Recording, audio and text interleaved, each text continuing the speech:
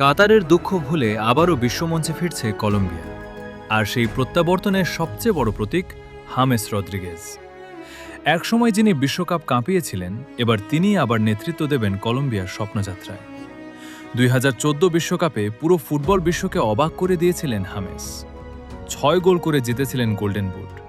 তার সেই বিখ্যাত ভলি গোল আজও বিশ্বকাপ ইতিহাসের অন্যতম সেরা মুহূর্ত হিসেবে মনে রাখা হয়। কিন্তু সময় বদলেছে। ইনজুরি, ক্লাব ক্যারিয়ারের ওঠানামা, সমালোচনা সবকিছু মিলিয়ে অনেকেই ভেবেছিল হামেসের আন্তর্জাতিক অধ্যায় হয়তো শেষ। তারপর আসে কাতার বিশ্বকাপের বেদনা। 2022 বিশ্বকাপে জায়গায় পায়নি কলম্বিয়া।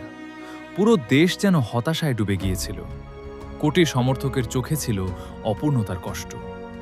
সেই ব্যর্থতার পর নতুন করে দল গঠনের কাজ শুরু করেন কোচ নেস্তর লোরেঞ্জো।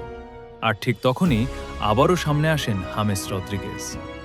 অনেকেই প্রশ্ন তুলেছিলেন, বয়স 34, নিয়মিত ক্লাব ফুটবল খেলছেন না, তাহলে কি তিনি এখনও জাতীয় দলের জন্য যথেষ্ট? কিন্তু হামেস যেন সব সমালোচনার জবাব দিয়েছেন নিজের অভিজ্ঞতা আর নেতৃত্ব দিয়ে।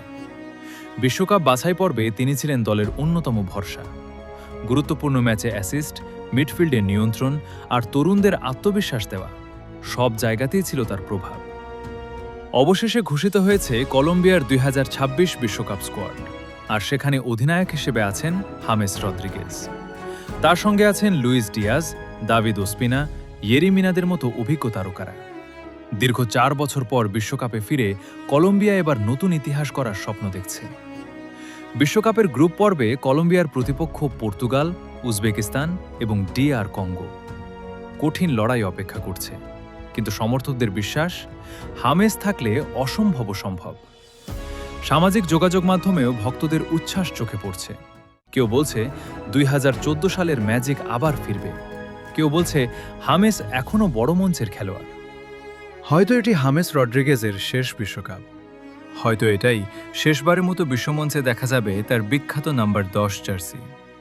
কিন্তু একটা বিষয় নিশ্চিত, কাতারের দুঃখ ভুলে এবার নতুন স্বপ্নে এগোচ্ছে কলম্বিয়া। আর সেই স্বপ্নের কেন্দ্রবিন্দুতেই আছেন হামেস রদ্রিগেজ।